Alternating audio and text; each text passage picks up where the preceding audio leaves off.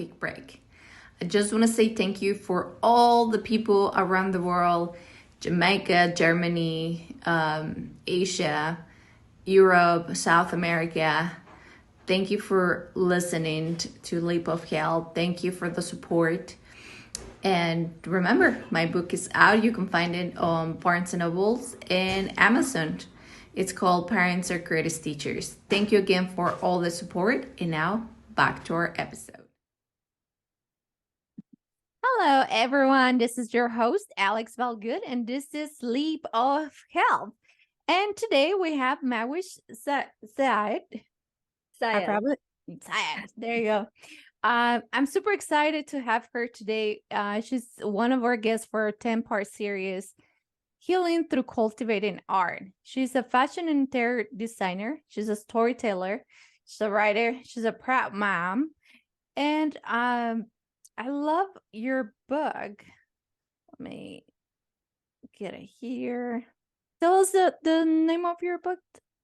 It's Purgatory to Paradise. Purgatory to Paradise. Yes. I lost my window here. But yes, we're going to be talking about all that. And before we dive into it, tell us a little bit about yourself and how did you get to this point now? Oh my gosh, that is a loaded question, Alex. I am a healer, and we heal in so many modalities, right? And in terms of what one calls oneself throughout life, there's so many hats we wear. And I heal through art. I've always healed through art. I've always healed through words and through framing. And that's what art really does. It frames your narrative and it allows you to empower yourself. And that is all about my art. Whether I'm designing clothing or designing your space, it's about empowering you. Mm-hmm. And one of the central themes through which I've always worked is mythology, which is what my book is about. Purgatory to Paradise talks about my cancer journey, but it's through the story of Persephone, the goddess Persephone. And she's the reason why we get all the cycles, the seasons. But the seasons are really a metaphor for our growth, right? We go into the underworld, we go into our shadow realm, and then we come out. And I think so many of us are missing accepting our shadows. We don't accept those shadows. And I think art is a great way to reconnect with ourselves. Mm-hmm. So whether I'm bringing out the goddess in you, whatever goddess that is, through a custom dress, or whether I'm creating a space that makes you feel like a goddess. I designed a boudoir for a modern day goddess, and then ended up being on the cover of Hamptons, Cottages and Gardens. And that was an homage to my aunt, who also had the same diagnosis that I did. And she unfortunately passed, and she's my goddess. And I think it's important to really drive home the point that we all heal one another. We all heal one another through our stories. We all heal one another through our connections. And I think that's really kind of the point of this dialogue anyways, to connect, right? Mm-hmm. Yeah, no, I love that. I don't think I've ever put it in those words. Like, we create art to empower ourselves without knowing we're actually doing that. I think when it comes to art, a lot of people are a little like, oh, I don't do that. I don't have time for it. I'm taking care of the kids, or I'm going to work, or I'm busy, or I have a very, crazy life doing things and here and there. So I'm not about the art, but I think art in general is what brings us together. And I don't think we give that a thought, right? People might be like, oh no, I don't have nothing to do with the art. But in reality, you come to the table because, we're all creators. Yeah, we're exactly. All creators. And I think we rob ourselves of our divinity, of our humanity, if we don't acknowledge and accept the fact that we are creators.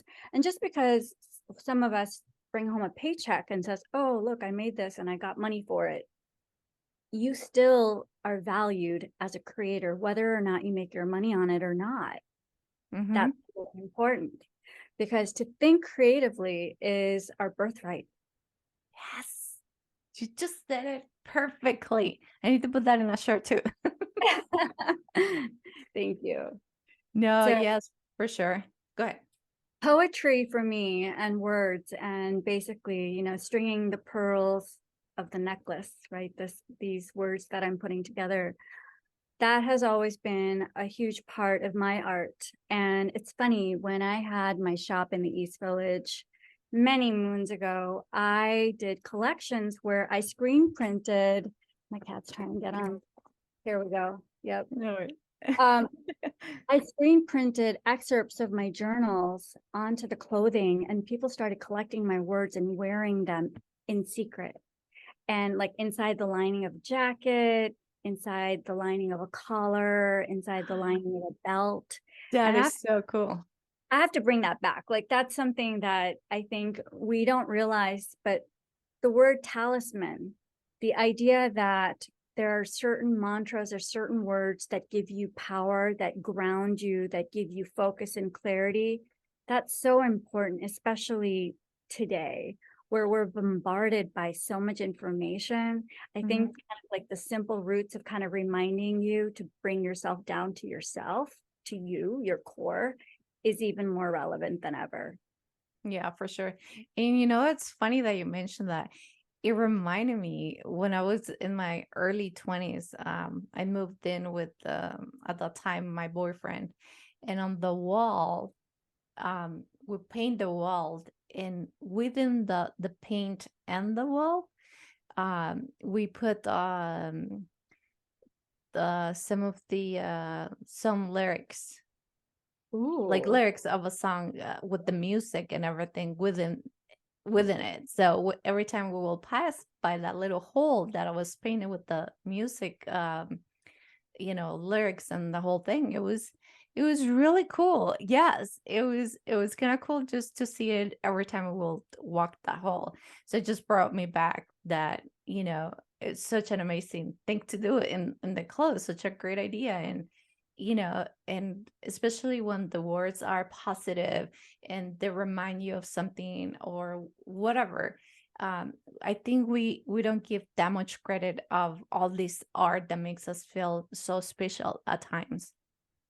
Agreed. And it's interesting you mentioned lyrics, because I think the idea of vibration and frequency is something that I'm also thinking about. I create healing environments, and I'm really intrigued by, our circadian rhythm, and also like the effects of our biology, like what affects our biology, the light, the sound, the vibration, Yes. right? EMFs, you name it, like all these things. I create spaces, and now I'm looking at everything through a completely different lens. And I love the kind of, I'm a total science nerd, so I love like mixing both the art and the science of living a life Yes. beautifully and in a healing way. Yeah, for sure. I think it's just amazing nowadays the things that we could do with all this information that we have, especially like as you're saying, you're designing a beautiful space for someone, and now you could be more aware of like, where is the plugs, where is this, maybe we can put some plants, uh you know everything. You could put things that make sounds here and there for the ambience of the room. I mean, there's so many possibilities and things that you could do. The sun is hitting, like, it's just so cool. Yeah, and it's so funny because when I was going through my cancer treatment, I was getting chemotherapy in the basement, which I also write about in my book. And I likened it to Hades being halfway already interred and underground. And the space was so, let's just say it was just a massive design no-no. I mean, there was fluorescent lights, there were no windows, and you felt like you were just like getting suffocated. And in this space, I had to find a way to think positively and create an environment. So I would bring in accessories. I always turned off the fluorescent lights, because it's fluorescent lights are high on the green spectrum, which they use in horror movies. That's when you watch a horror movie, that's the lens through which they show you. It makes you feel awful. And can you imagine like going through something like that? Mm. I just think there's a lot to be done. There's a lot of potential to create beautiful environments that are obviously also good for the planet, but good for us too. Exactly. Yeah, for sure. Tell us a little bit about your healing story. I know you've been an artist forever. What what do you think has art left you now that you're in a healthier state of mind physically and mentally? Honestly, I don't even separate it from me anymore. It's just how I operate, right? Kind of like when you wake up and you brush your teeth, there's certain things that you just do automatically without thinking about it. And I'm always thinking visually and creatively with every experience. So for example, I love botany, and what I realized with the chemo drug, that was a very strong chemo drug. That's my cat. No worries. Sorry about that. We have What a is cat guest too. I don't know if this is edited or unedited. What are you doing? Of course he's like, what are you on this for? So what was I saying? Oh, taxotere. So the drug is derived from the yew tree, and the ancient druids used the yew tree, and it symbolized immortality. So I imagined, as I was, instead of like, oh my God, this poison's going in my body, I'm like, I am having this grand fire come inside and burn out these cells and making me immortal. Think about like the way Thetis took Achilles in the holy fire and burnished him, right? She held him by his heel. That's why we get the word Achilles heel from. Mhm. And so the idea of being burnished by this holy flame, that was something I visualized as an artist and as someone who knows history and mythology while I was in this dark green basement. Moment. Hmm. Yeah, for sure. Do you think art has changed you now? I know you have gone through life with art itself, but now do you feel like art in a little bit different way? Do you use art like on purpose to heal yourself, to do help others? So the subtitle of my book is How Cancer Helped Me Design an Authentic Life. And I believe that when you are authentic to you, you are in alignment with your higher self. And with that, there's no separation between the living of your life becomes an art, Alex. Hmm. Yeah. Our lives is an art form. Hmm. How we live is something I focus on. It's not just about creating pretty spaces. Anyone can do that. You know what I'm Hmm. saying? Yeah. Anyone can paint a picture. It's not about that. It's about how you feel and what meaning it has for you. And anything, when it has that meaning, becomes an art. That is true. And I think that's so important, especially for the people that are like, oh, I don't paint, I don't write, I don't know how to do it, I don't dance, I don't do any of that. But I think you touch on a very important point that it's not how you're doing it, how great it is, or how bad do you think it is. Because I think there's no, not like, there's not a base of like, this is pretty, this is really ugly. It's pretty much on what makes you feel and how it's, I guess, changing you in some sort of way. So I Right. think that's, mm-hmm, Yeah. What you're saying is art is subjective, right? mm-hmm, It's subjective. Our lives are subjective. You can attract what you put out, or you can look for all the bad things, or you can look for all the good things. It's a dance between shadow and light. Don't get me wrong, I don't preach positivity for its own sake. I believe in the shadow, and I believe art actually addresses the shadow in ways in which our words can't. mm-hmm. Yeah, for sure. Tell us a little bit more about the shadow. Why do you think it's so important? I know a lot of people, as you mentioned, they want to be like on the positive, and there's nothing wrong with it. But I think what you're saying, it has a great point of acknowledging the shadow and sometimes the low vibration that we might fall into? The shadow has a lot of depth to it. I'm going to use a metaphor. The Japanese art of kintsugi. I don't know if you're familiar with that. So the Japanese have a wonderful history of ceramics, and when something breaks, they don't throw it in the trash. What they do is they put it back together and they highlight the cracks with gold. Okay. So the idea of sickness, for example, like what I went through, that's my gold. That's not something for me to hide. That's what makes me more beautiful. That was right on. Yes, I So love that. that shadow can be your golden shadow, right? And in my book, I also speak about the golden Buddha, and the story goes like this. Basically, in Thailand, there were shifting monasteries, and there was a statue that was a clay statue that they were moving, and they moved it out into the courtyard, and they left for a few days, and there were some rains that had come through, and when the monks came back, they noticed that the rains had washed away the dirt, the clay around this Buddha statue, and it was solid gold. And so I use that as a metaphor about the things that we hide about ourselves because we protect ourselves. We're afraid to show our authentic self. So we hide under the layers of clay. And so, for example, for me, cancer was the rains that basically allowed me to become more golden. For sure. What are some of the things that you move through with fear?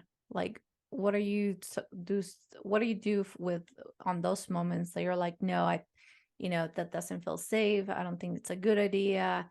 I'm just not gonna even try. How do you move through that? Well, it depends on what I'm afraid of, right? A lot of us are just sometimes afraid of going outside our little box, our status quo, our little map from A to B, to our routines and our comfort, call it your comfort zone, right? But then there's like death, right? Then there's like the extreme form of that fear of like, okay. And I addressed it by, instead of fighting, I wasn't fighting for my life. I wasn't fighting cancer. There was no fight.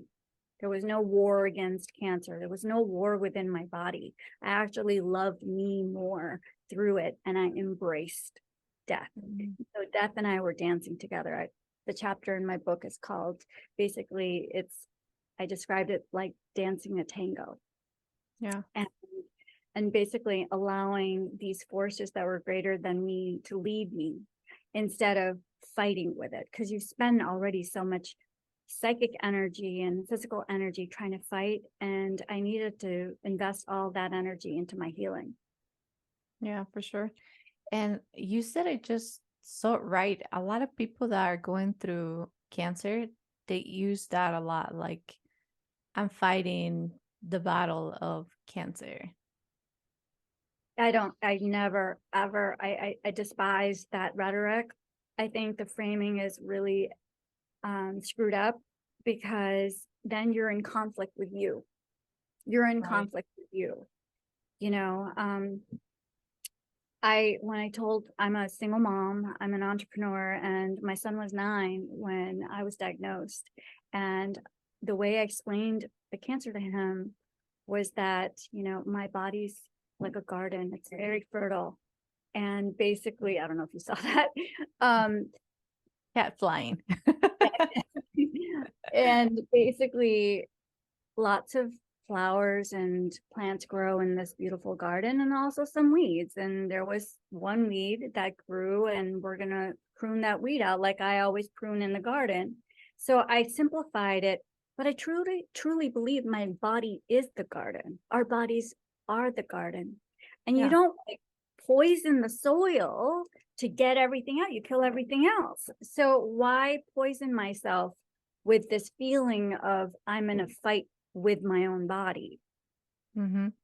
Right? So I was in a dance with it. Yeah, for sure. Do you think knowing that did, because I think that's also one of the things that we don't think about it much. Like we know it's there. Like one thing that we know for sure in life, everyone, is that we're gonna die. Like that's the one thing we know for sure. And that's the one thing we just don't want to think about it. Oh, I think about it. I think about it quite a bit. I'm not afraid. And maybe it's because at a very young age, I experienced death up close and with people I loved. And I understood that this life is precious. Hmm. And I suffer from the opposite problem, which is, oh my God, how can I make this day count? How can I make this day count?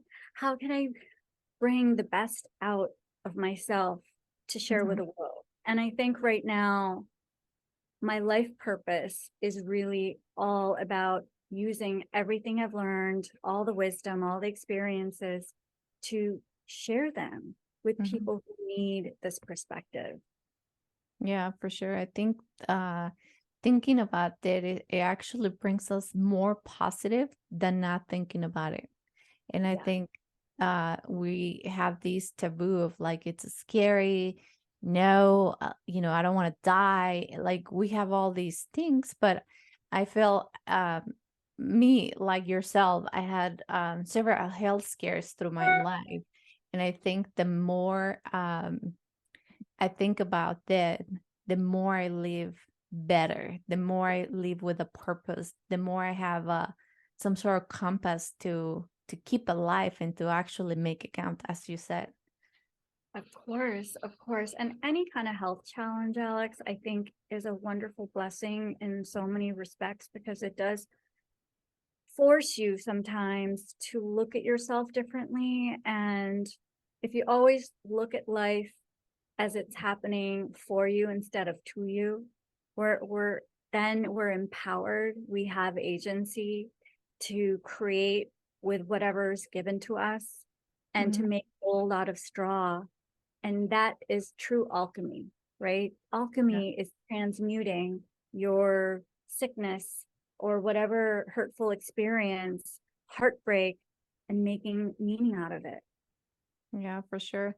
What will you say to those people that are in some sort of situations like that, right? Life happens, they have accidents, or loved ones die, economically, financially, everything it's not great, and they just can't see what you're seeing. Everyone has their own journey. All I can say is all the answers are, I mean, it sounds cliche, but they are within you. And I believe that each and every single one of us is here on this earth for a purpose and for a reason, and often many reasons. We're interconnected. To be human is to connect, Alex. It's Mhm. about connecting with one another and to connect to oneself first and foremost in order to connect with the other. And a lot of times, the people who are lost when they lose people sometimes aren't connected too much and have externalized their connections on one other extreme. Mhm. So bringing it back down is to really understand yourself, know thyself, right? Yeah, for sure. I think that's like super, super important. We definitely forget about a lot of things when bad things happen. And one thing to remember is like you have yourself and you have a bunch of possibilities to make still life great, even within the worst times ever, right? We've seen it time after time, amazing, individuals that go through harsh, really harsh times and they still make something really great after, out of their lives and out of the world sometimes. What are some of the amazing things you have experienced with art? What? Um, it's my life. The great experience is my life, is the way I live my life, right? And the choices I make each day to be Mhm. conscious and to be grateful and to appreciate these gifts that are given to me. And one of the most important things that came up to me as you were talking, Alex, is it's really important to be very conscious of how we define success and to not have our version, our definition of success be hijacked by other people, right? A lot of us don't question the status quo of what success looks like, right? Success looks like having a perfect body, which we know doesn't exist. It's whatever it's plastic, whatever you want to do with yourself, all that, the cosmetics world, there's that. But more than that, even financial success, what is financially successful? Like, we are all kind of fed this ideal. And basically, authenticity is the exact opposite of perfection. Mm-hmm. Perfection isn't real. It's an illusion. Right. And if we can divorce ourselves a little bit from that rhetoric of that ideal or the perfect, then we allow ourselves to define our success very differently and individually. And it doesn't have to be compared or contrasted by anyone else. Your success is your own. You don't feel that you're a success based on anyone else.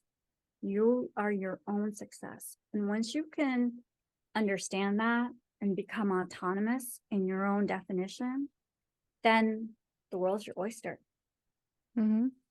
Yeah, for sure. What are some of the best things or your favorite things to do when it comes with art, just for fun? I know you, as an artist, as a designer, that's what you do day to day.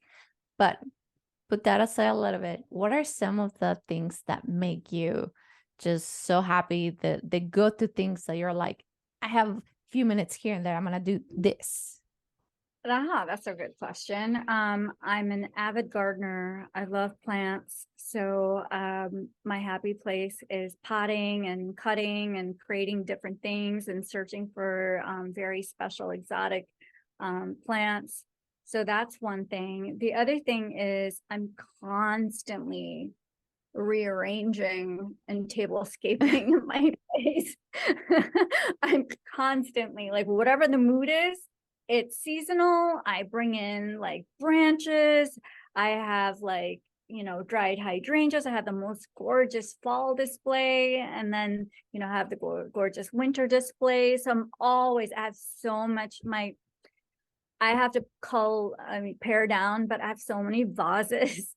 I have so many different containers that I'm constantly creating these gorgeous floral arrangements and with crystals and things like that. So I should actually show more of that on my Insta, because that is a big passion of mine. Yeah, so I'm constantly changing, and it's so nice because it's, like the coffee table. You're always looking at the same 4 things. Change it up, like, Yeah. simple. You don't have to change the whole environment. Even if you just change what you're looking at, change your photographs, change the stuff that's on your wall, just switch it around. Even if you can't buy another piece of art, move it around. Put something in the kitchen I have art in my kitchen, That's great. Yeah, simple things. And you don't even need to hang it. You can just prop up a frame against a backsplash. Like, that's something for your eye to go to when you're cutting lemons. You're like, oh my gosh, this beautiful sketch, or if your kids or your niece or nephew or anyone who's my son makes things, I frame them, I have a rotating gallery. I love that. And I love you talking about it. I mean, you have this energy in your face and you're like so happy about it. I think that's exactly what we're talking about, art. For people to experience something that it just makes you happy, and it makes you, and you feel it on your body and on your mind, and it really gets you in the sense of almost like meditating, like you have some sort of meditation as you're doing all these type of art. Do you feel that? Oh my God, meditation, and also like your inner child. You're so just like, I'm back to being 7 again. It's that level of creativity for its own sake we miss out as adults. We think, oh, we box it off, or we can only allow ourselves to have it in an art class, or, you know, that's for other people. And I think we have to demystify that. It's for you at all times. Your space is sacred. This is your temple. Your body's your temple and your space is your temple, right? And what do you put on the altar? Like, what is your altar? These, like, just our surfaces. If you just look at your dining table, your coffee table, your dresser, all those are your altars. If you think about it that way, and you're like, oh my gosh. I mean, I did this Instagram reel about curating, and I'm all about that because I'm constantly placing things and putting just enough. I have a lot of things, but you know, to bring your eye to that one thing and the synergistic kind of feeling about it, change it up, play with it, play with your objects, and create that beautiful sacred space for yourself. It will completely change your mood. And I think that's the art of life, right? Mm-hmm. Yep. The art of life and living life beautifully. You don't need, I mean, I work with the 1%ers here. That's a whole other ball of wax. But like, I'm talking about everyone has access to beauty. Mm-hmm. It's your birthright. Beauty is your birthright. And you can feel beautiful. Like when I get excited about creating a new dress design and I put it together and I'm like, oh my God, it's so exciting. This is amazing. Like you get that kind of just this jumpy kind of electrical feeling, like that feeling. We got to bottle it. I mean, we have so much access to that feeling within us if we just allow ourselves that freedom. Mm-hmm. For sure. And it could be anything, really. You know, Yeah. just maybe sit on the thought and be like, what was I doing when I was 7? What really made me like happy? Was I painting rugs? Was I collecting rugs? Was I, you know, building something? Was I painting something? Was I cutting something? What was it? What was that thing that make you really happy? And I think it's just such a great thing to just really go over, because I feel like we do forget as an adults to do those little things that will make you just so happy and smile. And what better way to bring your stress down from the daily life? Oh my God, completely. You just reminded me when I was 12 years old, I created a line of clothing out of hefty garbage bags. That's all we had. So I was putting on these performances on our roller skates, and so I needed outfits. So I started making, I mean, this is like before vinyl. This is, you know, me doing like leather stuff. And this was edgy, cool stuff that I was putting together, making it out of garbage bags. And I'm thinking, I should have saved it. But again, it's that same level of creativity. And I want to mention, all the scientists know this. We are the most creative when we have constraints, Alex. When there are constraints. Constraints are not a bad thing. They are your friend. And you can actually become so creative using what you have. And that's really, if anything, I want to say to anyone watching us, you have everything right in front of you. You don't need to go out and purchase creativity. You bring it out of yourself. It is your well. It is inside you at all times. And if we tap into that, all the best things, I mean, Caesar salad, you name it, all these great recipes, bread pudding, they came out of creating congee. They were making out of leftovers, like whatever kind of old rice or old bread or, you know, what was on hand. That was what was made. Yeah. Yeah, no, for sure. I think there's so many like things like that that we just don't think about it. We're so busy on our modern life with technology and all that, and I think we forget about those little things that really makes us happy and excited about life in general. And I think if we just tap a little bit into it, we'll really like it will really makes us or show us the different sides of ourselves. It's the difference between living a rich life and a poor life. Mm, Okay, yeah. you can have all the money in your bank account, but you can be poor inside your spirit when you're not happy with what you have, right? And you don't have any money in the bank account, and you can have the richest life of all because you appreciate it. Yep. So again, redefining what success means to you is really important to do. And art to me, I don't want to limit it as, painting, sewing, or like name all the different things. By the way, my background, I worked at the Metropolitan Museum of Art, and even then textiles were considered craft and not art, and the whole kind of intellectual debate on what's high art and what isn't high art. And I'm like, okay, let's just debunk everything here. Your life is an art. The way you live is art. And that's Mm-hmm. really a message. Yeah, for sure. I think honor that you're a creator in just so many ways. Your job doesn't define you, your age, your gender. Um, None of those titles define you really, and at the end of the day, you want to do some things that are nurturing for you, for your soul, to this is, bring the levels of stress down, have a good life, finishing up your day like what I did today. Oh, I Yeah, did some little drawings, or I took a walk, or I did some gardening, something. I mean, there could be so many possibilities. And I know people out there might be thinking, like, well, I don't have this, I don't have the resources, or I don't have the time. But in reality, you do. Like, we all do. We have this amazing life full of possibilities and things to do, for sure. Even just like taking a walk, you know anything.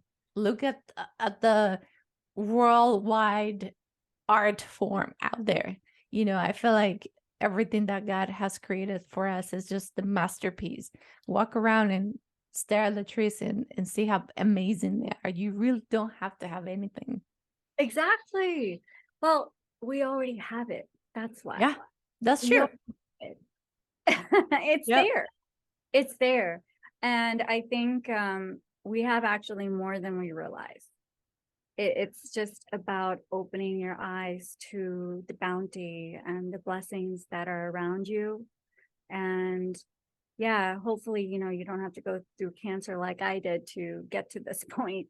But Mhm. I do believe that I was driven to write the book that I did, and there's more coming from this. And I'm doing workshops as well with the local hospitals, and talking about healing and going through the healing process after cancer, using my tools, my design tools, to Mhm. create beauty as a vehicle to healing.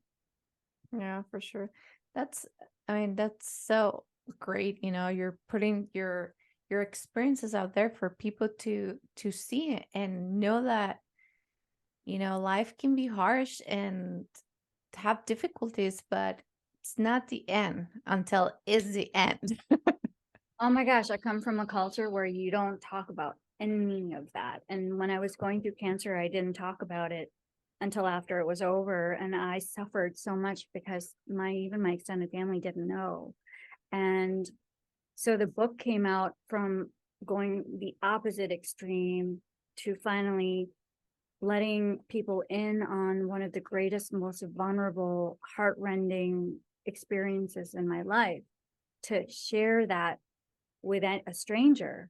And I think that's the root of our humanity, Alex, right? Our humanity is that we all suffer. No one, as you say, everyone dies. We all have to face death at some point. There's the great equalizer. And I think it's so important to realize that, because we're not alone and we are in it together. And what can we do to make each other's lives more beautiful, more fulfilling? I mean, that's really the question I'm always trying to answer. Yeah, for sure.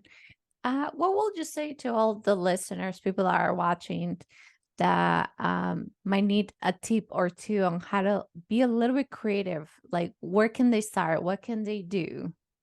I start really simply with your five senses. So, touch. What can you touch that makes you feel good? What's a texture that you like? Whether it's on a piece of furniture or a scarf that you wear, your favorite sweater, think about it in that terms. Also, smell. What do you like? Candles, perfume, cloves, even, or something that your grandma used to make that makes you feel so comforted. to bring those memories, those scent memories back of comfort. Sight, creating a beautiful space, creating a great tablescape, switching things around. I mean, there's so many. So if you start going through each and every one of those senses, those are just a starting block to start unpacking and kind of untangling this tangled thread of like, oh my God, where do I begin? Where do I begin? Just begin there. Begin looking around, looking at your senses, and really kind of being in your body, right? And using your body to help you become creative. Love that. That's such a great tip. I mean, start from those basics. It's easy, it's fun. You don't even have to have anything. Even if you're in the car, you're taking a walk, anywhere you're cooking, you could actually put in practice all that and just become aware of what's happening and what you like, what you don't like. I think that's I haven't thought about that, but that was a great tip right there.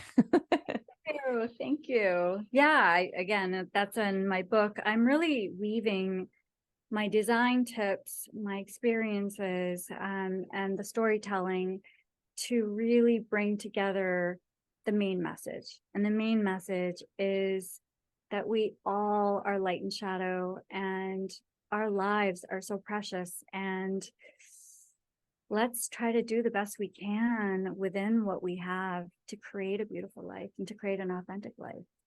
Hmm.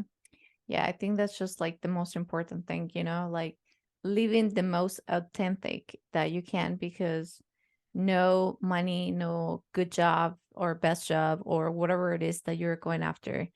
At the end of the day, once you take your last breath, Yeah, what do you have?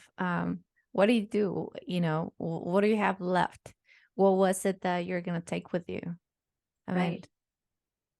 Yeah, I mean, it's funny because again, redefining success, I turned down a very lucrative position with another firm to work for myself so that I could be here for my son.